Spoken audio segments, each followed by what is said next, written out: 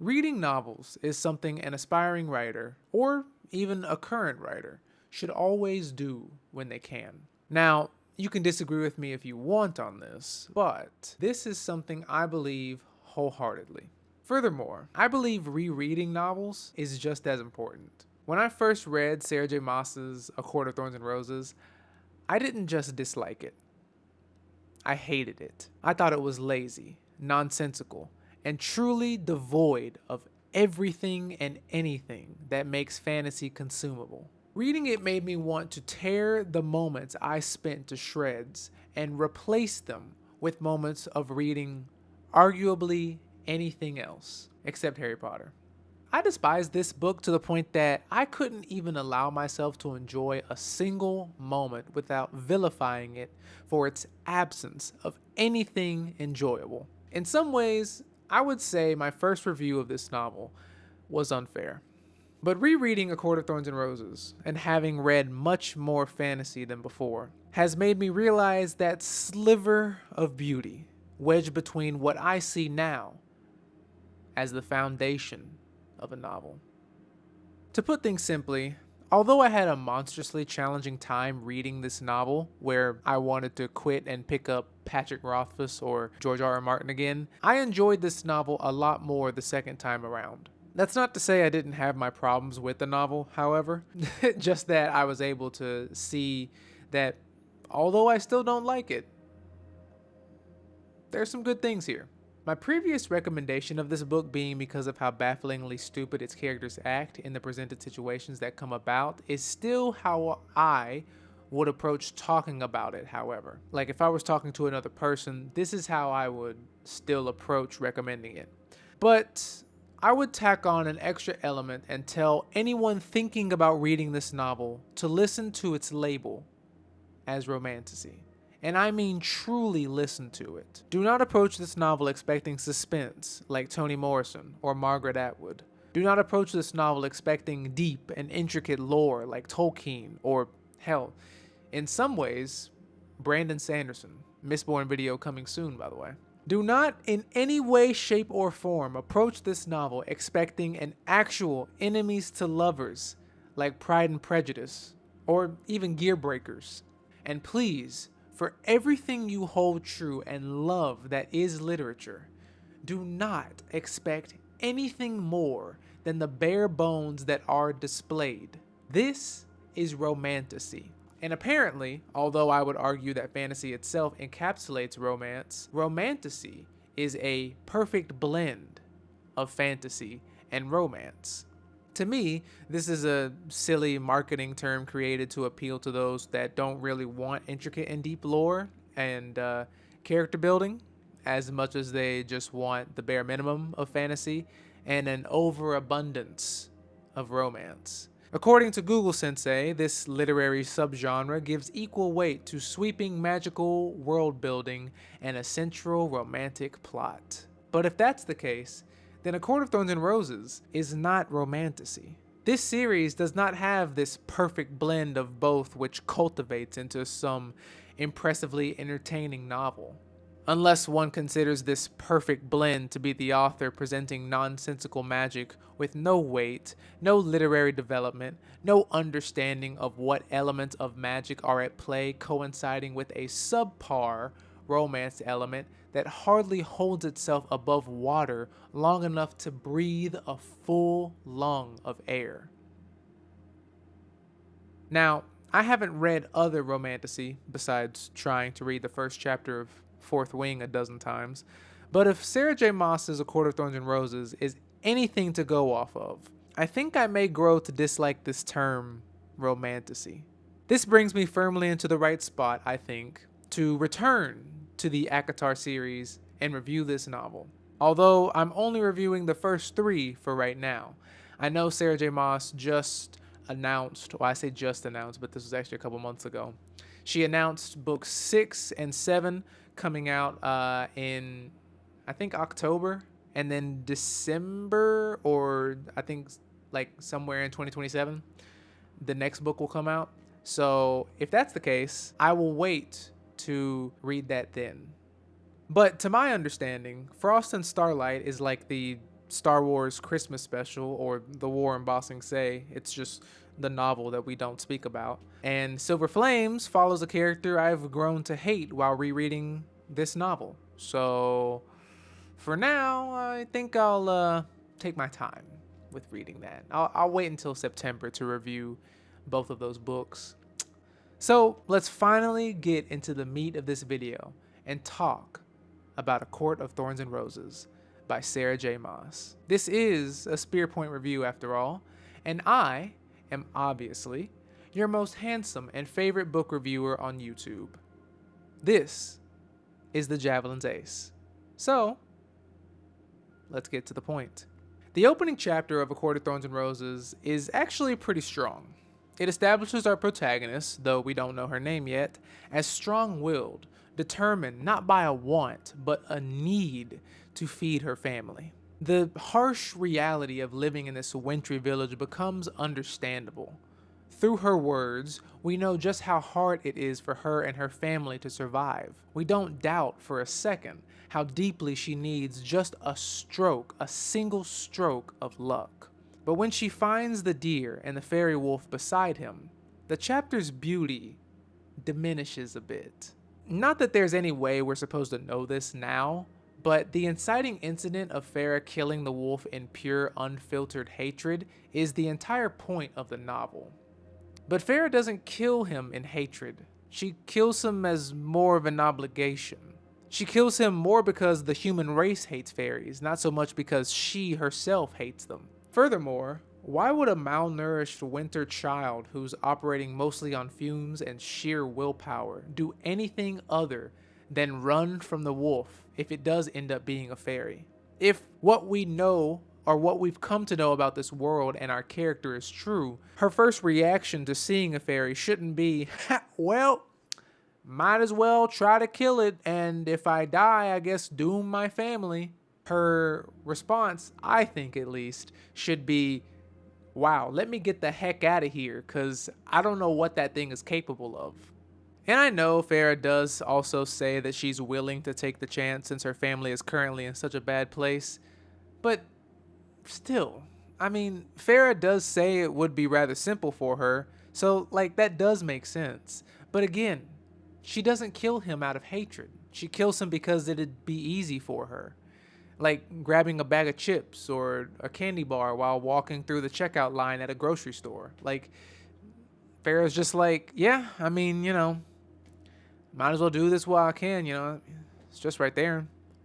And they're hungry, She kills them more because they're hungry and they need the deer that the wolf is about to kill. So, like, I don't know, man.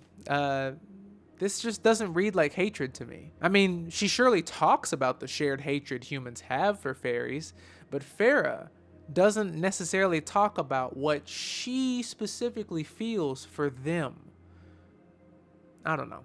Knowing Feyre is supposed to be drowning in pure hatred here to be able to break the masquerade curse, it's hard to see how she could possibly harbor enough hatred here. Furthermore, this may also just be a preference thing, but the masquerade curse, it's a little silly, no? I mean, because of the leaps this book jumps to later in the series or even later in the same book, I totally forgot about the whole fairy masks thing. I think this is also because as soon as the curse is lifted, there's no mention of this curse again. Obviously, of course, that was the point that this book was going to be about, breaking that entire thing and moving on. But usually the aftermath leaves you desiring to know something more about the curse. It doesn't. Yeah, we'll talk about that later. My point is, I know A Court of Thorns and Roses is loosely based on a Scottish folktale, and the author took a lot of inspiration from Beauty and the Beast.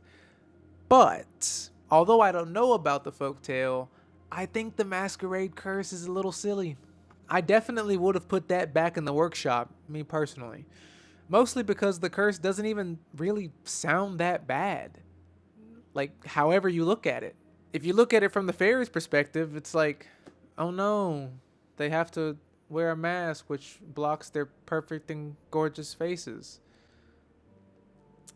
and their energy is being sapped or something, but that's not really what Feyre cares about. Come on now. If you look at things from Amarantha's perspective, I mean, they get a little sillier, if I'm being honest. You know, I'm not gonna hold you.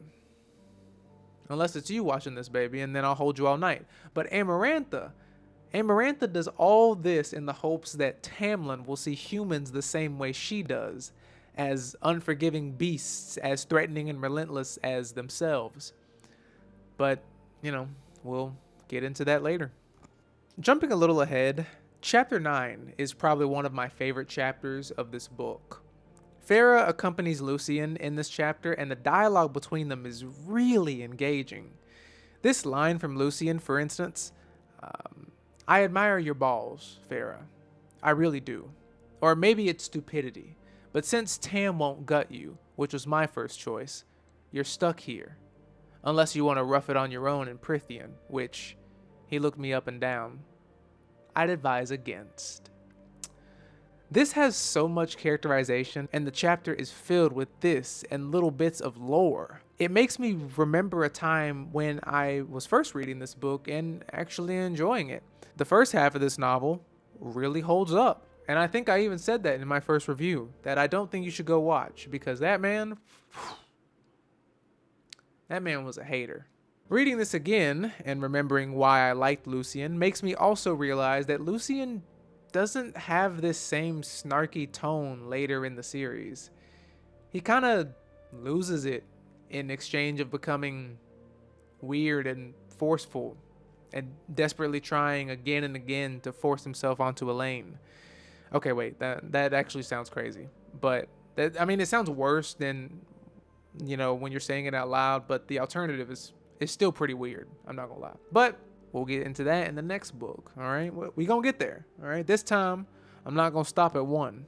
But in this chapter, I noticed something when Lucien accidentally slips his tongue and mentions a her. He's talking about Amarantha, obviously, but what Feyre says next strikes me as odd.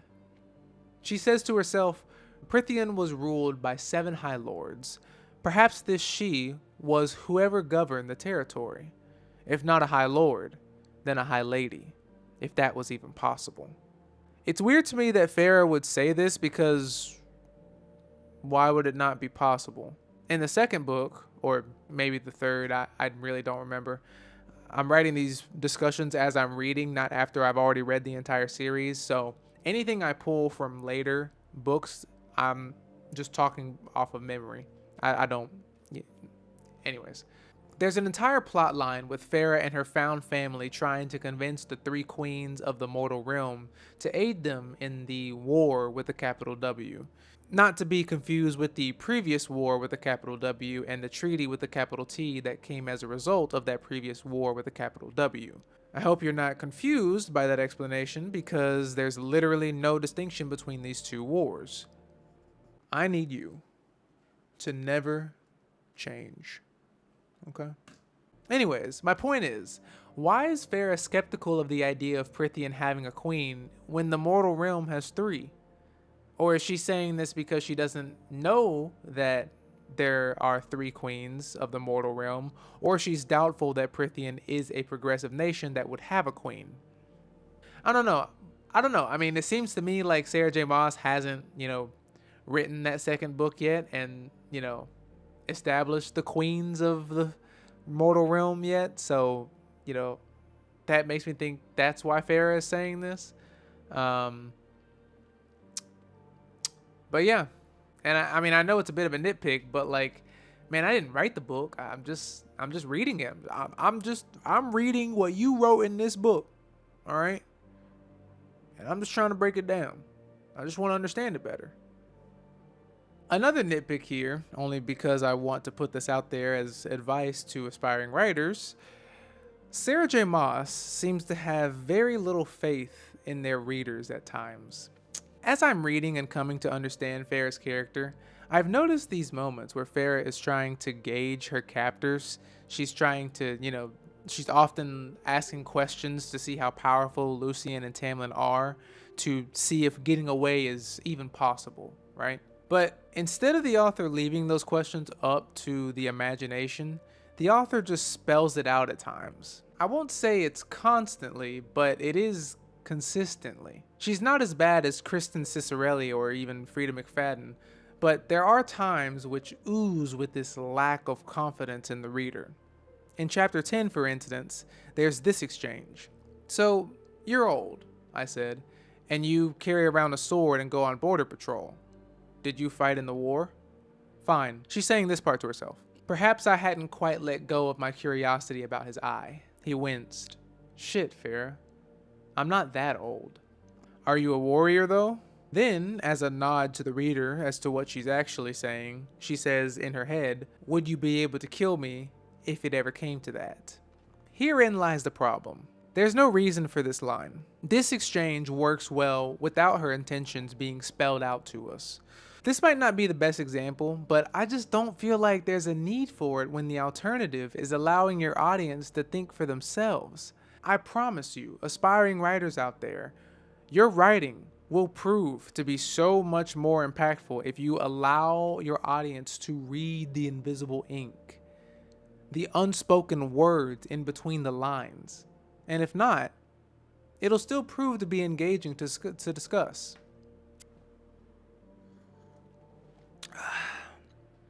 Rereading this book made me want to see if Sarah J. Maas had left any clues about the controlling, whiny, and villainous person Tamlin becomes in the second book.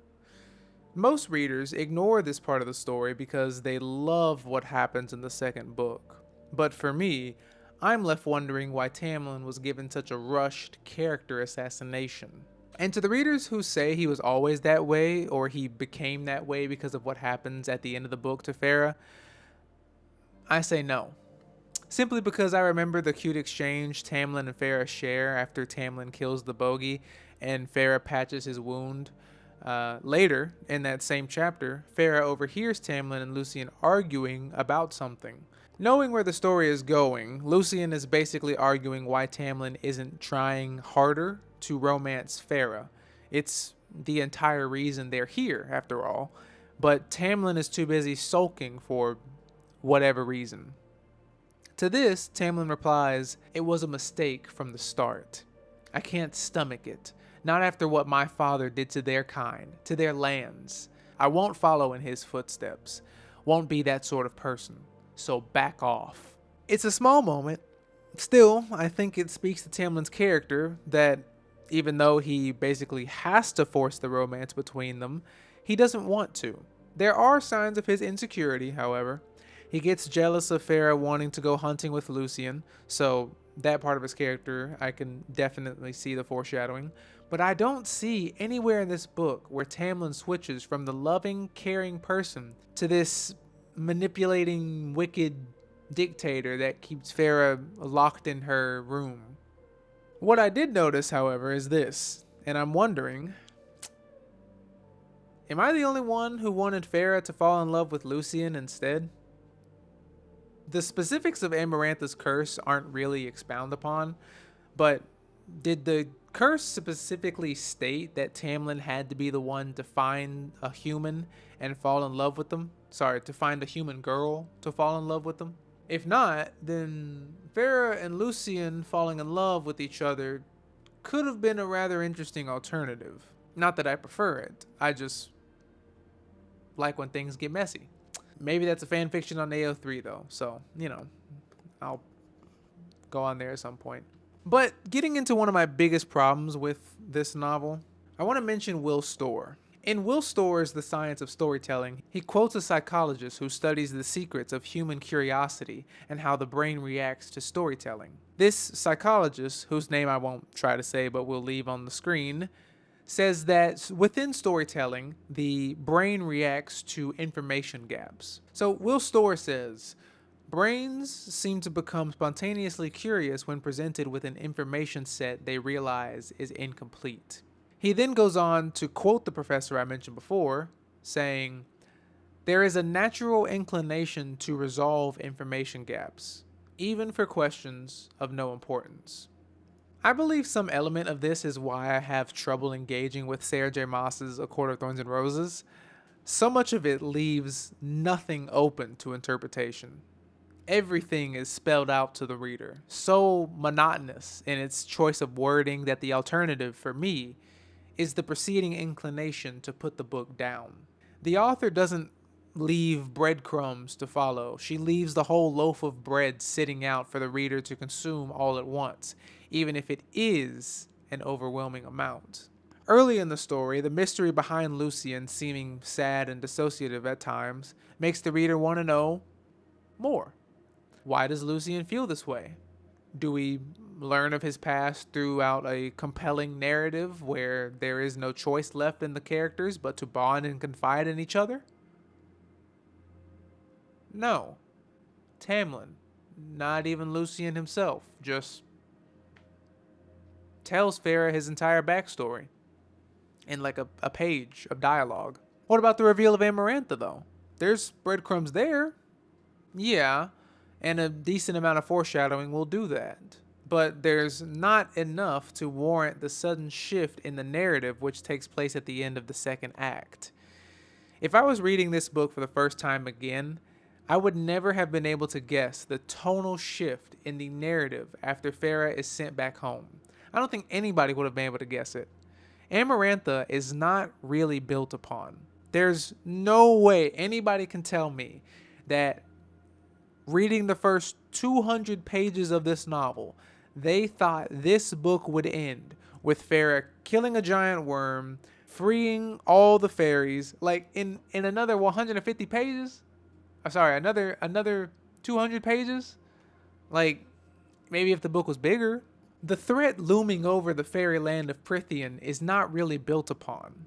The blight mentioned throughout is nothing but a lie, literally and narratively. So when Feyre returns to Prythian somehow, even though it was established that Feyre was unconscious and couldn't have known her way back to Prythian, Feyre doesn't learn the truth through a compelling series of events. Alice just pops out from behind the curtain and tells her the entire plot for like 4 pages. Everything Feyre needs to know before entering the third act is just spelled out to her in the most monotonous, uninteresting, sleep-inducing way, leaving nothing open to interpretation. When I first read this book, I wanted to like it. My girlfriend loves Sarah J. Maas, mostly for Throne of Glass, in all honesty, but I wanted to like A Court of Thorns and Roses because everyone and their boyfriend were talking about it. But somewhere along the way, I got caught up in the provoking question which originally created this channel. Why don't I like it? It's a very isolating feeling to realize you don't like something that everyone else does. But for me, who wants to be a writer, I want to answer this question for myself and figure out why I don't think this book works or something I don't like works. To me, the reason is this. There's not enough emphasis on these information gaps. Reading A Court of Thorns and Roses, it becomes very apparent that Sarah J. Maas doesn't do world building. I can't speak for her other works, but what she does here is not typical of a fantasy author. And I don't mean that in a good way. A Court of Thorns and Roses is unique in its mediocrity, not its beauty. Oftentimes, there's no rhyme or reason to the fantasy elements she builds upon. I say build loosely because there's hardly a foundation. Oh, actually, you know what? That's what it is. A Court of Thorns and Roses is the foundation for a story. The first finished draft. But it's not a completed project. Maas just mentions things like a war with a capital W because apparently, in the thousands of years of existence, humans and fairies have only ever had one war. And I'm getting deja vu because I said this in my last review of this book, but I just can't let go of this fact. It's just so silly to me that in itself has huge implications and potential problems, narratively speaking, because it means that humans in their small patch of land have just lived in never-ending peace, a utopia. They've never had a single war amongst themselves. or a problem that needed solving or much of a disagreement between them. Even though there are elements in the story which you would think would cause some kind of conflict, at least not, well, even if it wasn't in this book, at least like in the history, before Feyre and stuff like that. I mean, there's the children of the blessed who worship fairies like gods.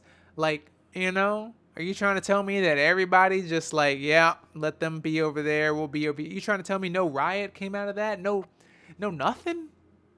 Now the idea of humanity living in some sort of utopia like this could be an interesting question in itself, like a Gene Wolfe or Gene Roddenberry sort of situation where humanity has become so united in their interconnectedness that they're no longer interested in a war between their own, but instead a war between those unlike their own.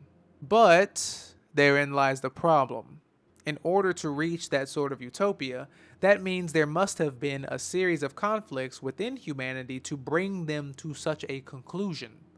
Which means a war with a capital W is not enough, and a treaty with a capital T is also not enough.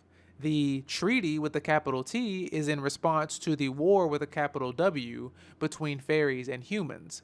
You see how I have to make that distinction, that it's between fairies and humans, because there's no other way of knowing what war I'm talking about, especially when we get to the second book, where there is a current war and a war with a capital W, both with capital W's, okay? And there's no distinction between these two wars, all right?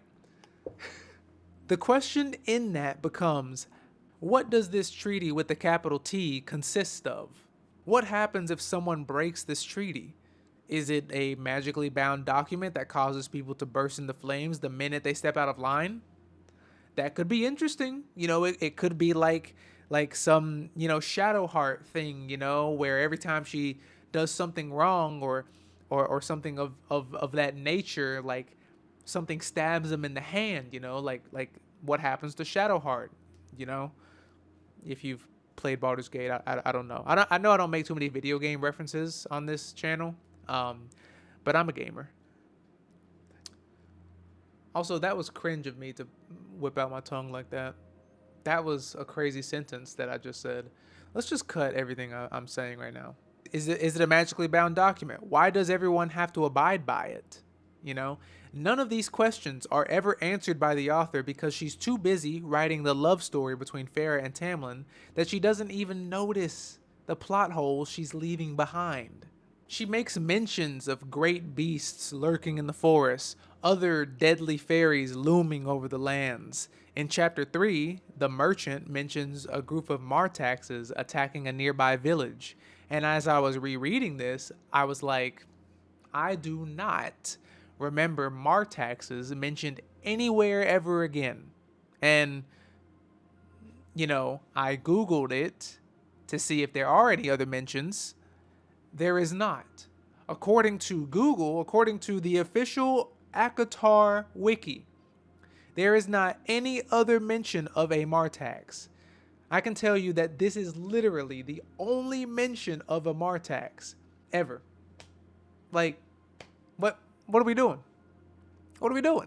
Now, you might be asking, what is a Martax? Well, truthfully, the answer doesn't matter, since really you'll never see it within these novels. But apparently they're like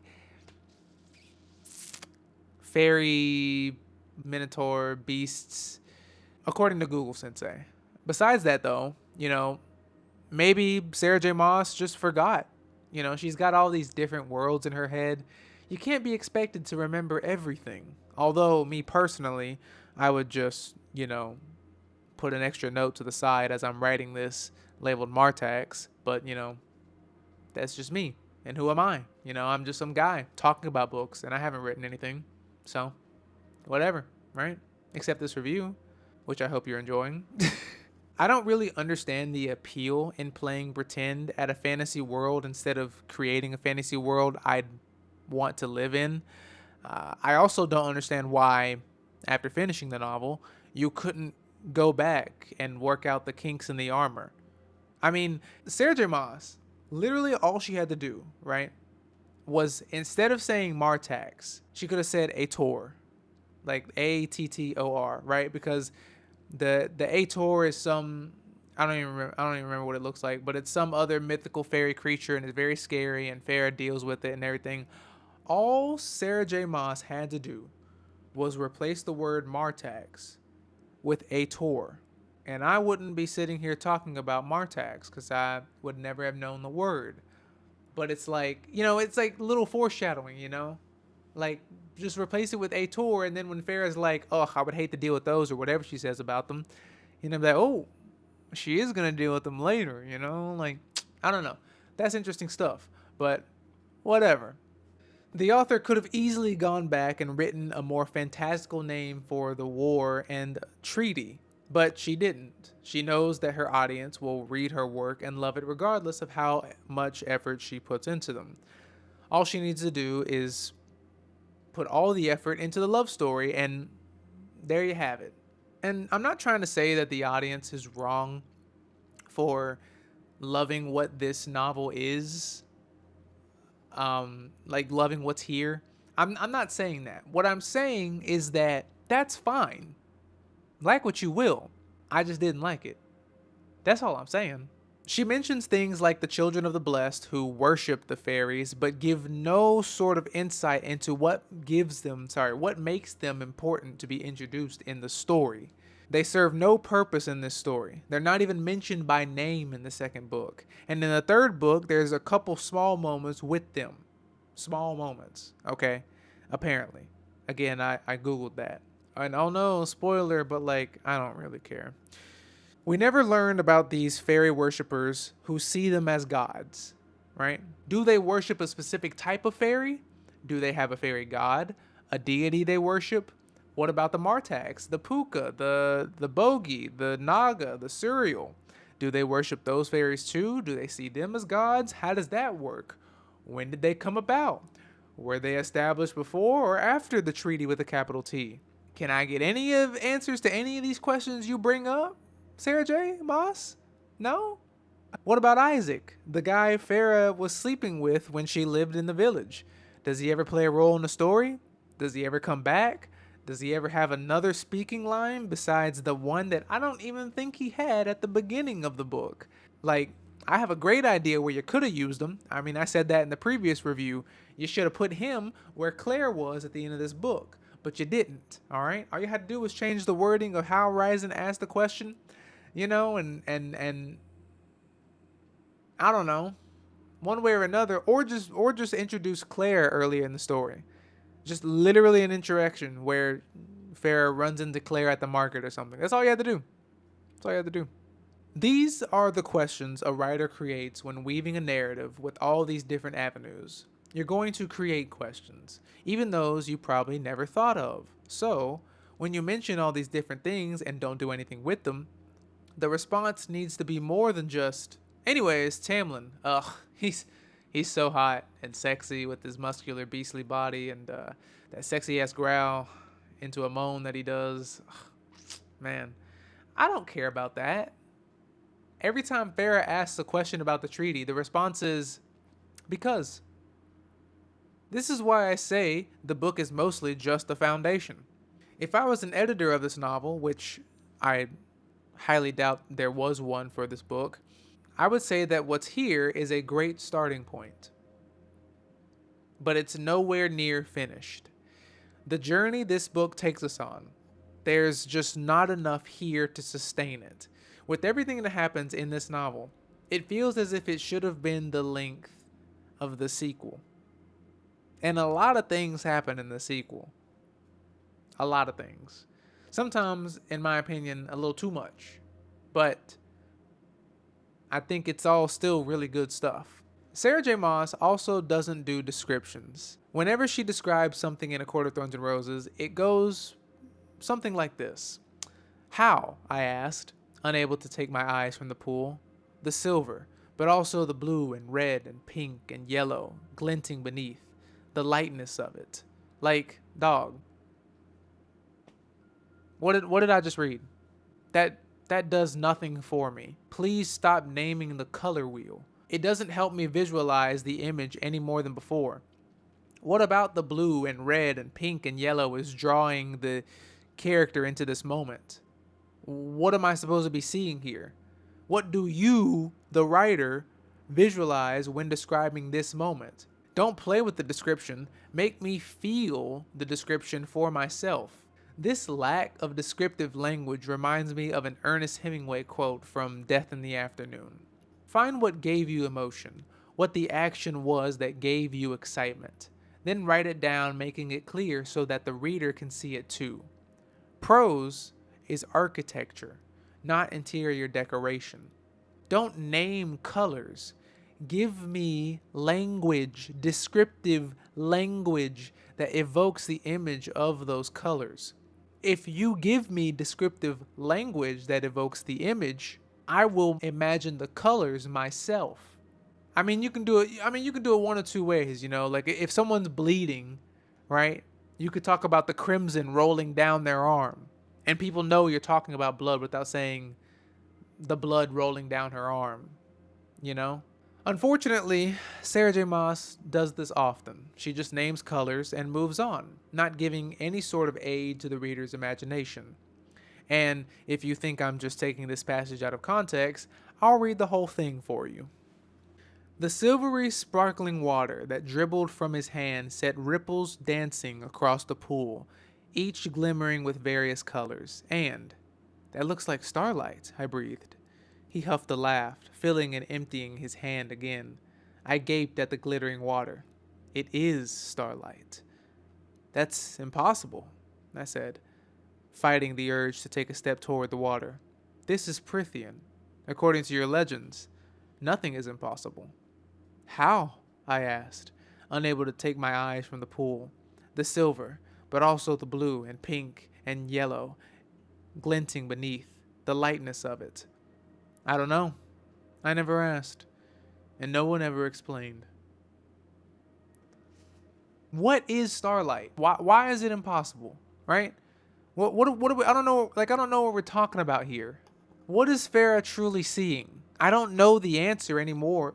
I don't know the answer any more than before because you're not giving me anything to visualize.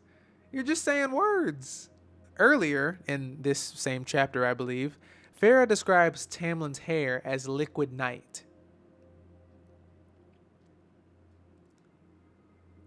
What does that mean? And before you say it's a color, Jalen, well, if you ask Google Sensei, the only thing that pops up is a picture of NyQuil. Which, that in itself is a good segue into the sponsor of this video, NyQuil. I'm kidding. This book will put you to sleep easy enough, actually, so you don't even need the NyQuil. But really, what is liquid night? Is she trying to say that his hair is like feeling the night sky like it's liquid? It doesn't even make sense as I'm thinking of it. It's just a nonsensical description to pad the novel. His hair is blonde, isn't it? What are we describing here? What are you describing here? Even earlier in the novel, Feyre describes Tamlin wearing those warrior's clothes, cut close to show off his toned body, and 3 simple knives were now sheathed along his baldric, each long enough to look like it could gut me as easily as his beast's claws. His blonde hair had been tied back from his face, revealing those pointed ears and that strange, beautiful mask. You told me his hair is blonde, so, liquid night, it can't be a color you're describing. She says it's the texture of his hair, but it still doesn't make any sense. What texture is liquid night? What are you talking about, Feyre? Furthermore, what are warrior clothes? If they're cut close to show off his perfect and gorgeous body, it's not really doing much then. What is this, the PlayStation 2? Are you describing the armor set from Champions of Norath? Is he wearing a Spartan cuirass, a Byzantine jazzerant, a hauberk, a samurai oyodoi? These are all warrior clothes, and they all look very different. So you can't just say he wore warrior clothes and expect me to visualize it. You're not helping me visualize it. This book has a lot of those lines that are best read and thought of as little as possible. Not the whole book, like Frida McFadden, just the descriptive language. Even earlier in the novel, Feyre says bruises are harder to conceal than poverty. Cool line. Very much not true, but it's a cool line, I guess. If you don't think about it too much, I don't think any poverty-struck person would say the same thing. So it's weird that Feyre says it. Someone who lives in poverty. I mean, I don't know, man. I can put on a long sleeve shirt to cover a bruise, but if I can't even afford the shirt, I think there'd be something more that people would make fun of me more than the bruises. Also, can we talk about the character dynamics for a moment? Can we please stop pretending like Feyre's family dynamic makes any sort of logical sense? How is Feyre the youngest, but she has to be the one hunting for scraps in the forest? She has two able-bodied older siblings, but they can't be bothered? Like, it's not like her sisters are busy doing other things. If it was just Feyre and her dad and her sisters were off married and are never home for some reason, then maybe. But it makes no sense. They'd just rather starve than do grunt work. Feyre comes back from her hunt and I'm trying to do this this part off of memory, so I don't remember. But Feyre comes back from the hunt and she says, something to Nesta like, "Oh, why didn't you do this thing that I asked you to do before I left?" And Nesta's just like, "You do it so much better than me, and it would have ruined my nails." It's like, dog, either Sarah J. Maas has never been poor in her life, or she doesn't know how to write characters that live in poverty.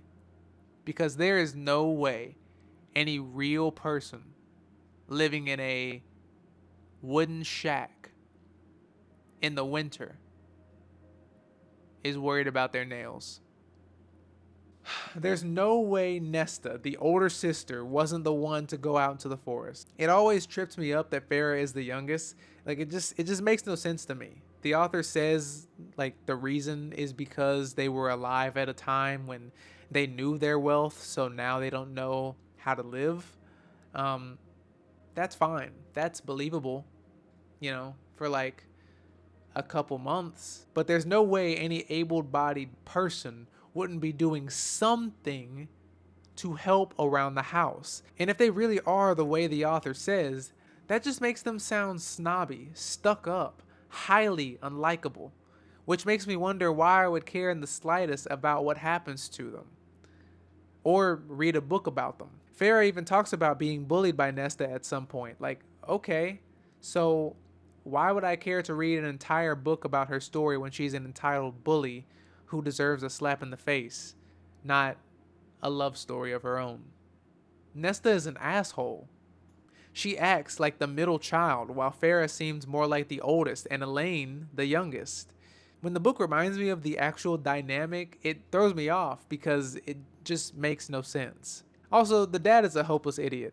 Not that we pay attention to him too much. I mean, like, Sarah J. Maas, you might as well kill off the dad too, because Sarah J. Maas just does not care about this guy at all. Yeah, he's stupid anyways. Who puts their entire family fortune on a boat across a known trepid sea in the hope of making more money?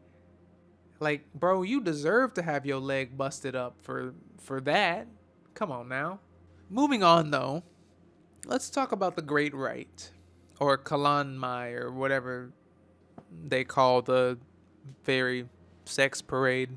You know what? Let's just call it like the boys' equivalent, like fairygasm or something. That's what this is, pretty much. Yeah. So the Great Rite. It is a strange and rather nonsensical holiday where the 7 High Lords of Prythian lose themselves to their one and only beastly urge to pounce on whatever woman of their choosing to quell the horny beast within them. This holiday, apparently, somehow turns the heaping amounts of sex fairies have with each other into some bountiful resource that brings about spring or something like that. It doesn't really matter. The entire holiday is crafted simply to create hollow tension between Feyre and Tamlin, which it does. And that's all that matters. When Feyre finds out that the Great Right will force Tamlin to choose a woman other than her, she's pissed, dog.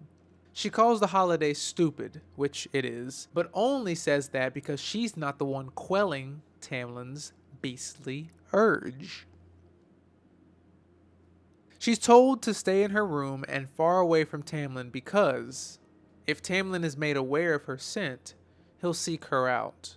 Well, actually, Feyre is only made aware of that after she sneaks to the Great Right, is pursued by 3 nameless fairies hooting and hollering for her body, is saved by a fairy she describes as the most beautiful man she'd ever seen, is then so enthralled by said man's beauty that she further describes him as a predator sizing up prey, and says his eyes gleamed in a way that suggested staying far, far away from him. Which, if I was ever described like that by Tyra, I think I'd be concerned for her mental health. And I'd also be offended. Like, what do you mean I'm a predator? What? Don't ever call me that. Don't ever call me that. Also, this is young adult fiction, by the way. Anyways, Lucien returns her back to the estate by carrying her like a sack of potatoes and running like the sparkling vampires do in the Twilight movies. A power of his which will be conveniently forgotten in later instances and never mentioned again. In fact, there's one specific instance where I think that power would have come in handy, Lucien, in the second book. Actually, in the third book, too. And you didn't do it. So, it's kind of weird. But later, Tamlin finds Feyre lurking in the halls and grabs her out of a lustful urge not yet quelled. When he does this, the two of them engage in a strange want in Feyre and an uncontrollable desire in Tamlin by rubbing their bodies against each other. Also, Tamlin bites her neck at one point, leaving a hickey scar thing. But, the next morning, however, Feyre has this misplaced anger in Tamlin, like she didn't disregard every single instruction given to her the day before. I will say, though, they did neglect to mention what the Great Right was, which probably could have been an easy way of keeping her away from the sex party, but whatever. The point is, Feyre didn't listen. And I don't know why Feyre is angry here. She's angry at Tamlin for doing the thing she wanted. Unless the author is saying she's mad because she wanted him, which actually that makes sense. A little bit. What doesn't make sense is what Tamlin says next. That's not to say I'm condoning what Tamlin did and his excuse of, hey man, I can't be expected to be held accountable if she's walking around town bad as hell. That's very weird. And I'm not kidding. That's almost exactly what he says. He literally says to Lucien, after Lucien mentions the hickey scar, he says, "She seems to have a death wish, so if Feyre can't be bothered to listen to my orders, then I can't be held accountable for the consequences." Like, whoa, my guy. Am I listening to the whatever podcast or something? Because that's definitely a red flag. This is YA fiction, by the way. Anyways, moving on to the third act. I mean, nothing else in the second act really warrants a discussion. They fall in love, or at least they get to the precipice of falling in love. Well, Feyre does. And one thing that I think still holds together, well, rereading this, is the reason Feyre doesn't say I love you to Tamlin. It makes sense to me why she would hesitate to say it in that moment. It also makes the final reveal so much more impactful and her absence, causing her to grow fonder. But besides that, nothing else really happens. Moving on to the third act, I have a lot of problems with it, obviously. Sporadically, I've talked about my problems throughout this video, but this third act, right, is nothing if not completely rushed. No one, man, I'm telling you, no one who loves this novel can convince me that this third act is not extremely rushed and therefore very weak. Starting off with a bang, I want to talk about the glamour Tamlin put on the Archeron family. Also, Feyre, Archeron, it's a little on the nose, ain't it? It also reminds me of the River of Woe from Greek mythology, but I doubt there's a connection there. Actually, I'm not gonna lie, that also makes me think of like because Prithian kind of looks like England, it kind of reminds me of Highburn as Ireland, because Highburn looks like Ireland. And, you know, for history fans, I guess, or Latin fans, I don't really know. Need I remind you what the Romans called Ireland back in the Julius Caesar days? That's right. Hibernia. I see you, Miss Moss. I see you. All right. It's not a bad thing. I just like it. I like it. I don't know if there's a connection there. I don't know if you did it on purpose. If you didn't do it on purpose, that's crazy. If you did do it on purpose, well, good on you. All right. Anyways, the glamour the Archeron family has. I can't read. The glamour on the Archeron family has so many different implications. It's actually baffling. For starters, this whole book hinges on this treaty with a capital T. Feyre has to give up her life in the mortal realm and live in Prithian because the treaty with a capital T exists. Feyre cannot, at any time, leave Prithian unless she wants to break the treaty with a capital T. And if she breaks the treaty with a capital T,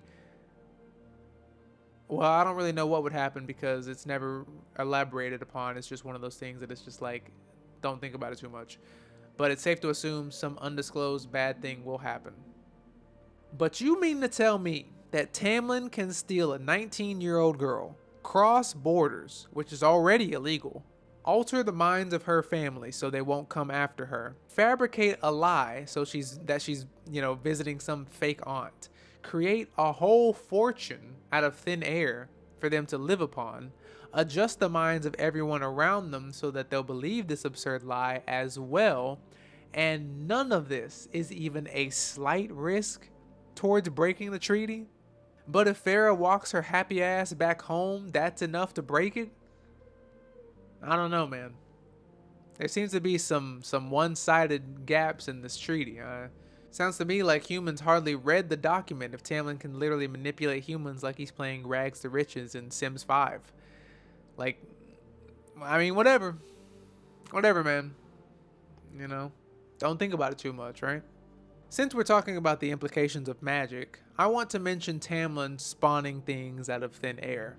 There's various points in the novel where Tamlin just snaps his fingers and makes something appear. In one chapter, Tamlin and Feyre are trying to save a wounded faerie, and Tamlin just snaps his fingers, making bandages and medicine appear around them, which is like, okay, why didn't you do that when you first found him? You probably could have saved his life. But besides that, later, Feyre tells him that she likes to paint, and Tamlin says it'll be a few days before they can find the paint, paper, and brushes. But like, why? If you can just snap your fingers and make things appear, then why not do it here? Now, if Tamlin had said he can't unless he knows where those supplies are, then that's fine. But there's no line like that in this novel. So I'm left assuming you just can do it at any time. What happened here is, I believe, the author wants to sprinkle bits of magic into the novel to make things easier for her, but she doesn't stop to think of the implications of these small moments. She's just like, yeah, it'd be so cool if Tamlin just snaps his fingers and like things appear, you know? And it's like, but okay, let's think about that for a second. Anyways, Feyre goes back home to her shitty family, and I mean, none of it really matters. Feyre sees Isaac again. Bro's doing good for himself.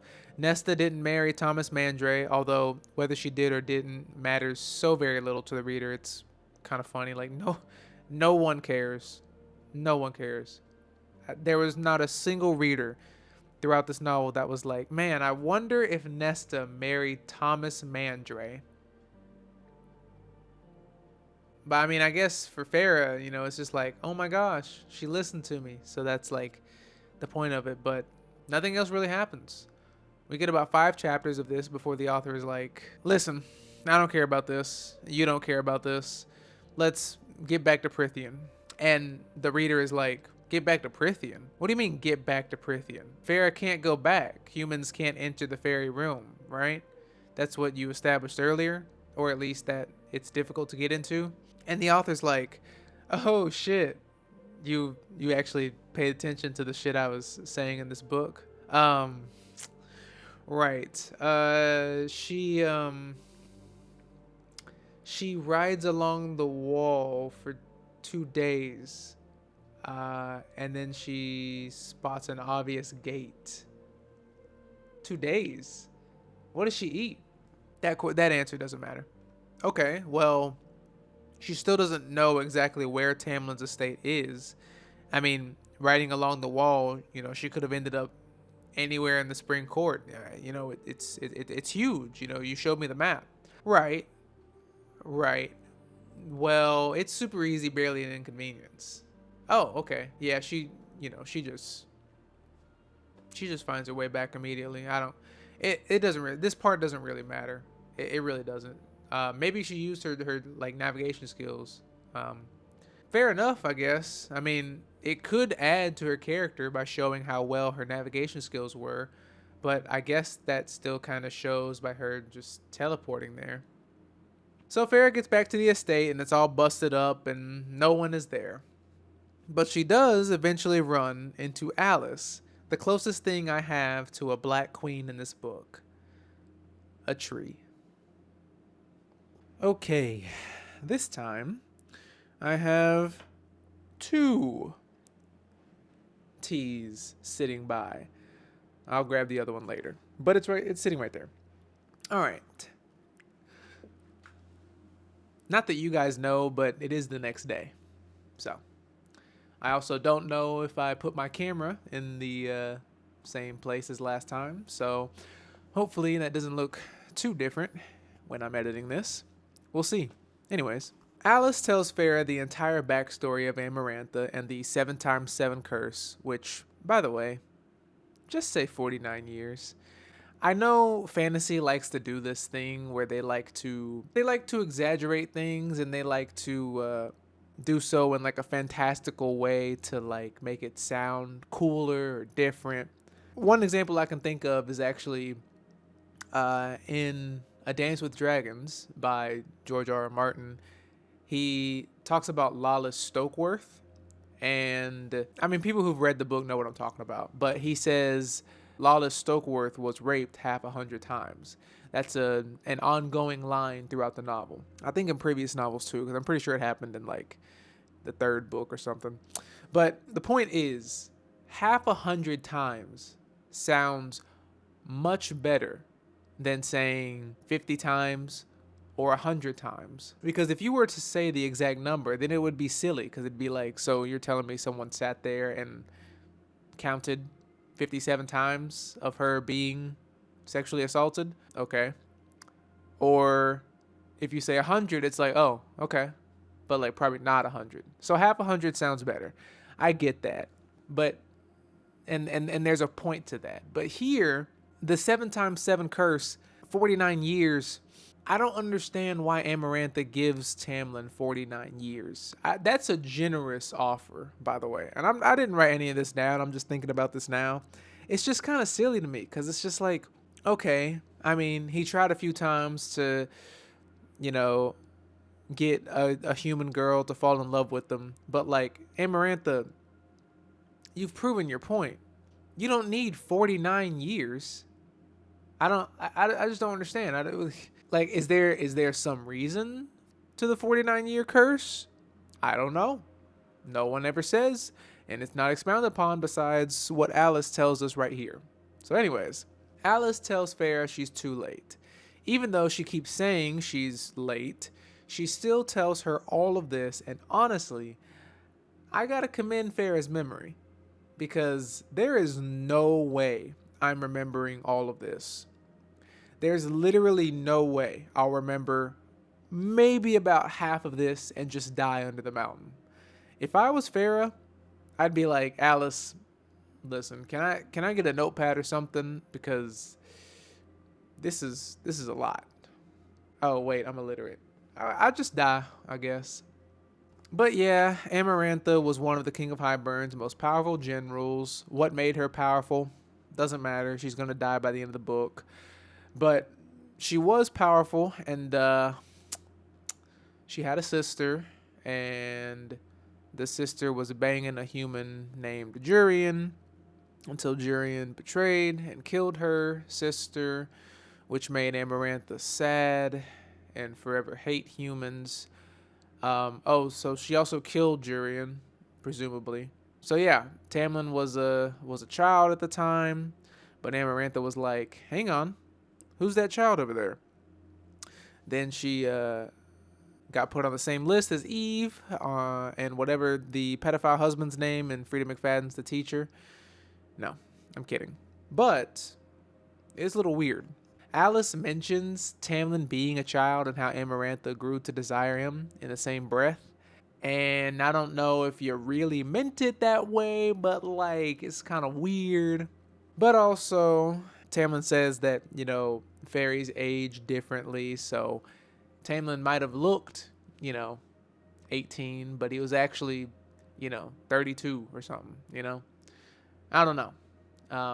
Put her on the list anyways. She's kind of weird. So, no, I'm just kidding. It's just funny that it's in the same breath. But anyways, this goes on for some time, and then Alice takes her under the mountain. Feyre doesn't necessarily have a plan before infiltrating this place.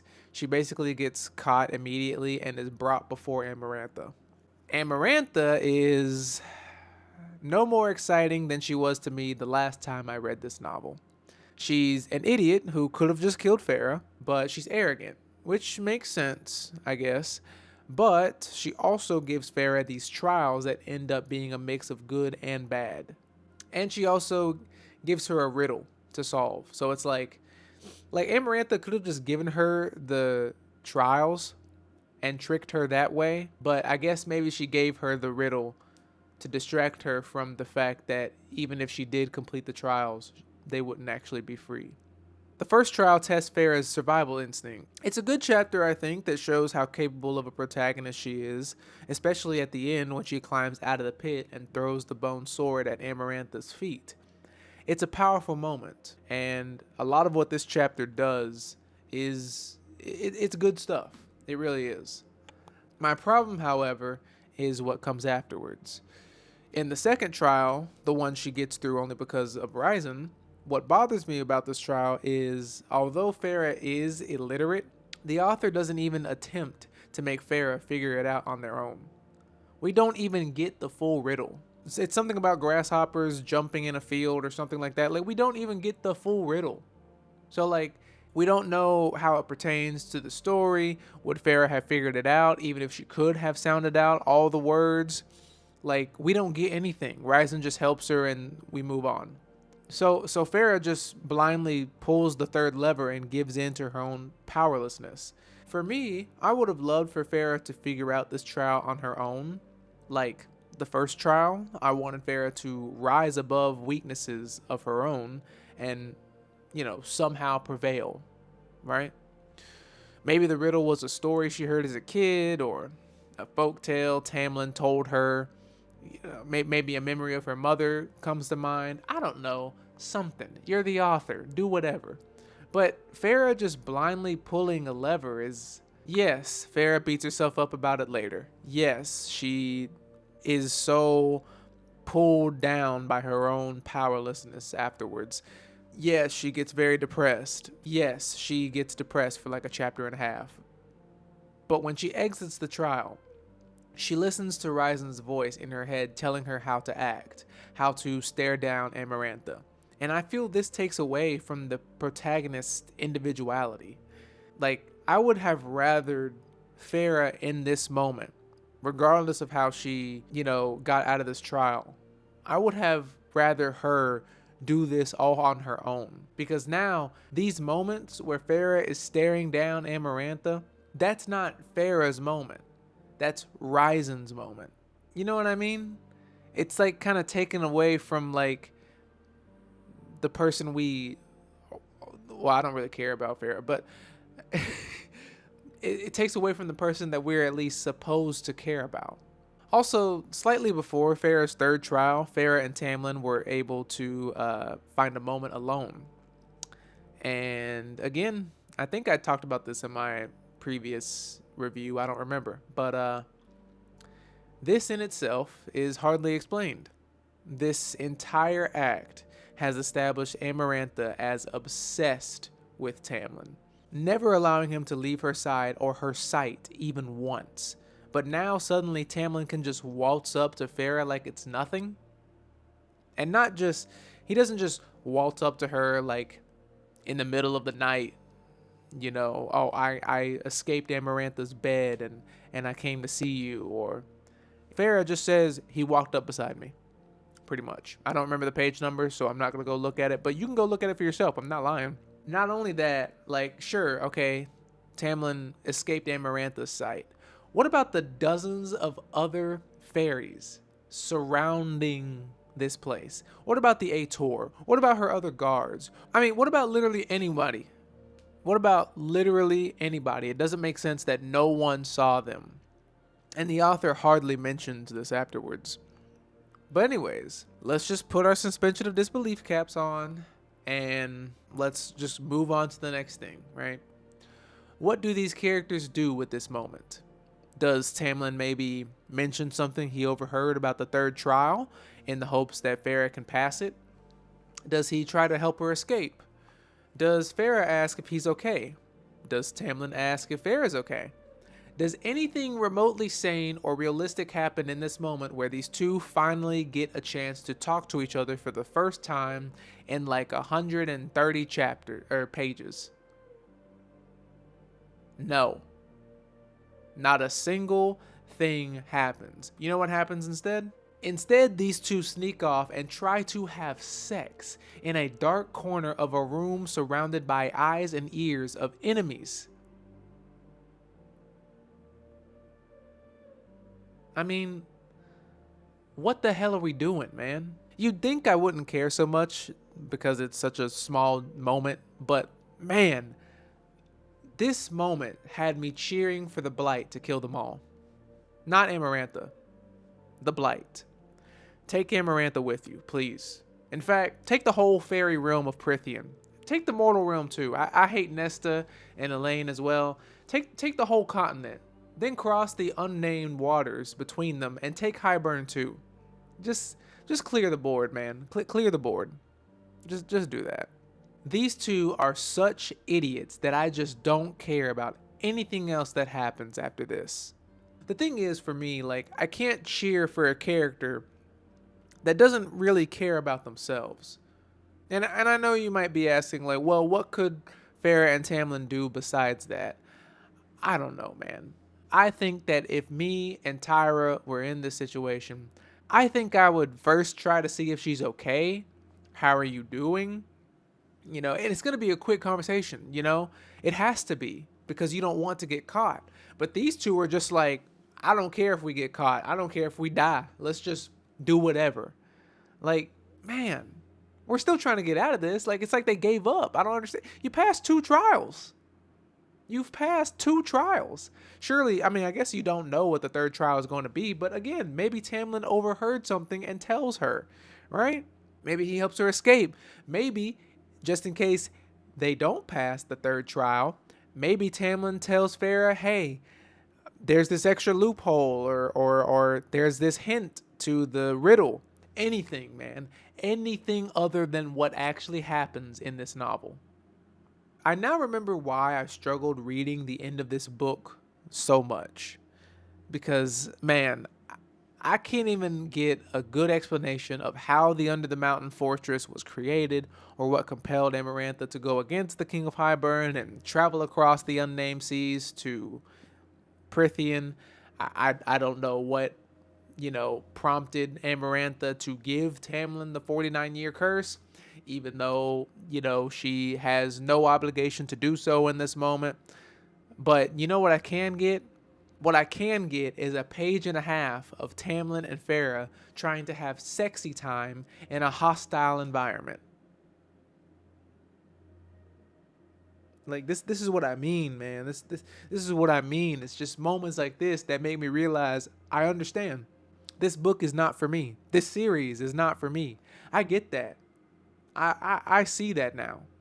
This moment could have shown Tamlin's desperation to give Feyre one final vague clue as to how she can successfully break the curse.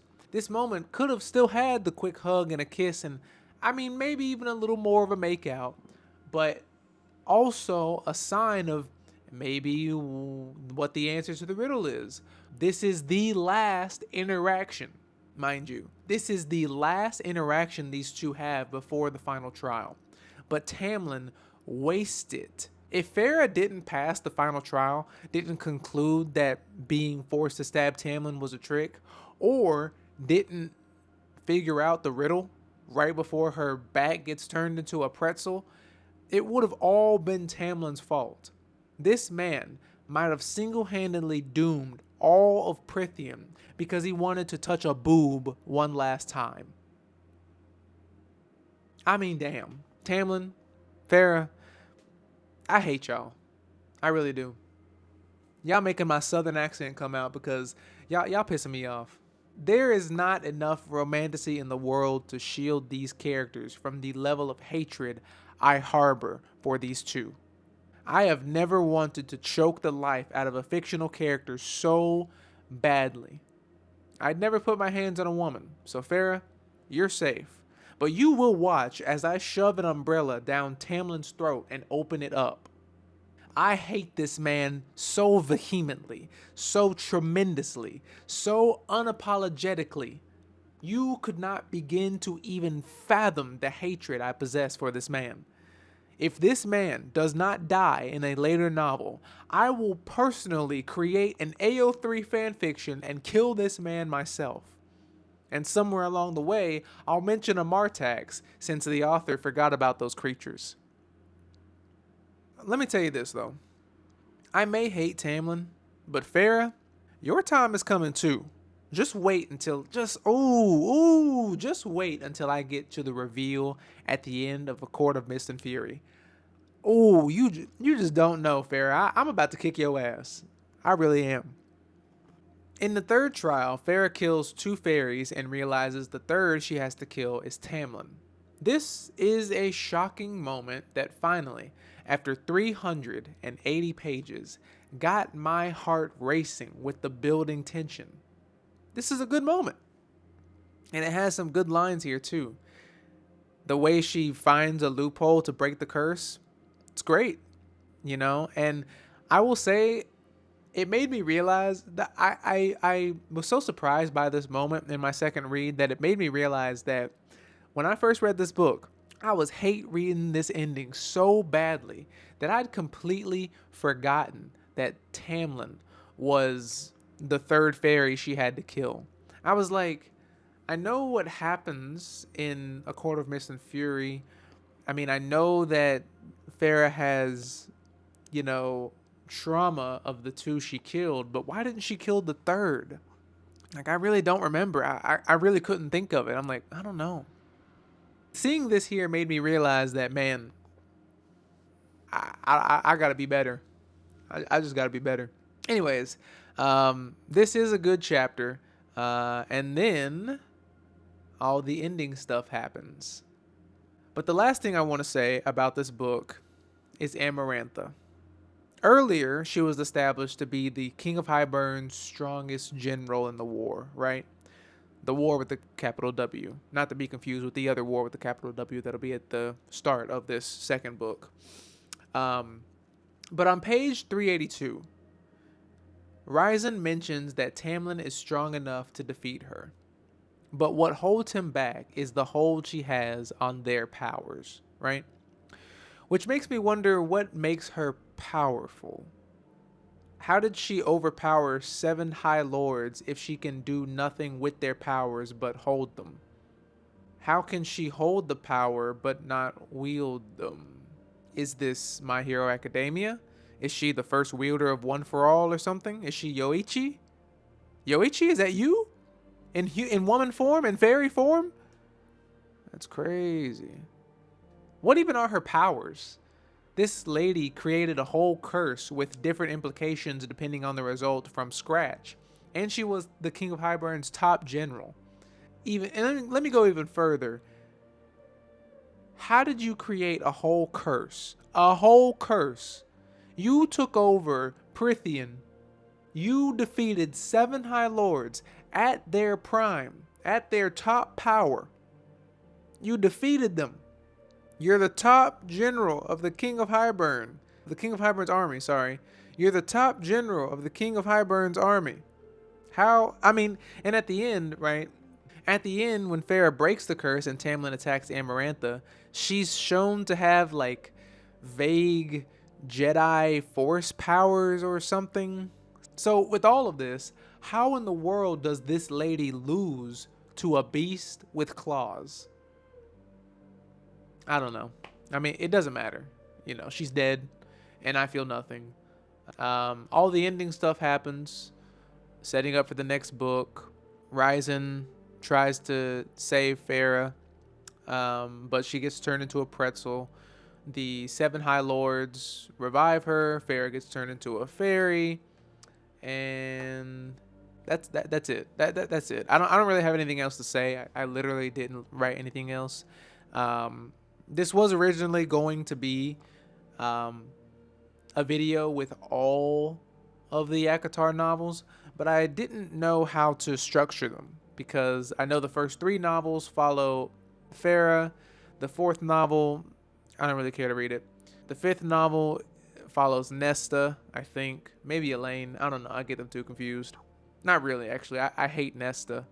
I just don't know which one they follow. I don't remember. And then 6 and 7 are going to be coming out in October. And 7 comes out in either December or January. I said this at the beginning of the video. But the point is, because I don't know what happens at the end of the 3rd book, because I didn't finish that book. I only got like halfway through it. I didn't know if I wanted to do like a ACOTAR trilogy.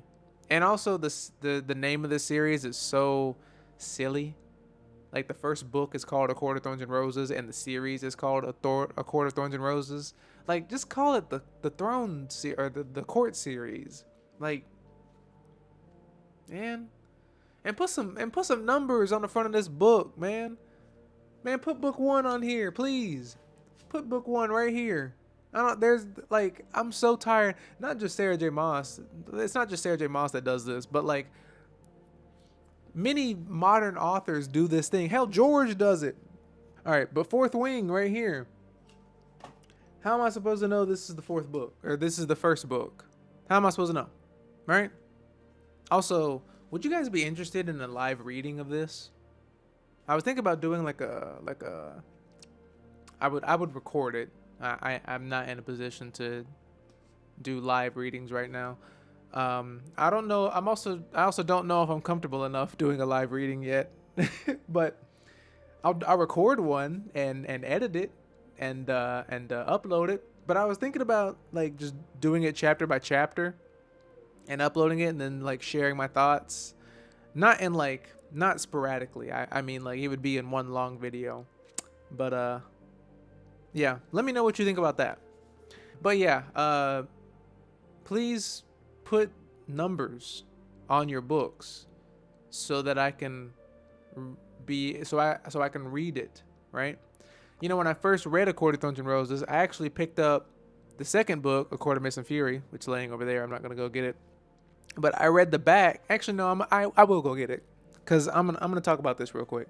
I read the back of this book thinking it was the 1st book, and I got spoiled, which also is what bothers me about like the synopses to later books. Like, be more vague, please, so that, you know, a new reader isn't spoiled, right? Anyways, this says, Feyre is immortal. She has rescued her lover Tamlin from the sadistic fairy queen and now possesses fae powers beyond imagining. But Feyre cannot forget the destruction she wrought to save her beloved. Man, I can't read. Damn. But Feyre cannot forget the destruction she wrought to save her beloved, nor the bargain she made with Ryzen, High Lord of the feared Night Court. And as Feyre is drawn even deeper into Ryzen's world, she senses a dark pain in his heart that echoes her own. For good or ill, Feyre must embrace the changes within her. War is looming, and only the full might of her new powers can save the people she loves. The second half of that is good, but man, spoiling that Feyre becomes a fairy? Alright. whatever. Anyways, my TV, it's ready to turn off. So I hope you guys enjoyed the video. My name is Jalen. This is the Javelin's Ace, and I am your most handsome and favorite book reviewer on YouTube. I will see you guys in the next Spear Point review, which will most likely be Beloved by Toni Morrison. Have a great day, guys. Bye. Oh, wait. Usually I walk away. Usually I walk away and just fade to black.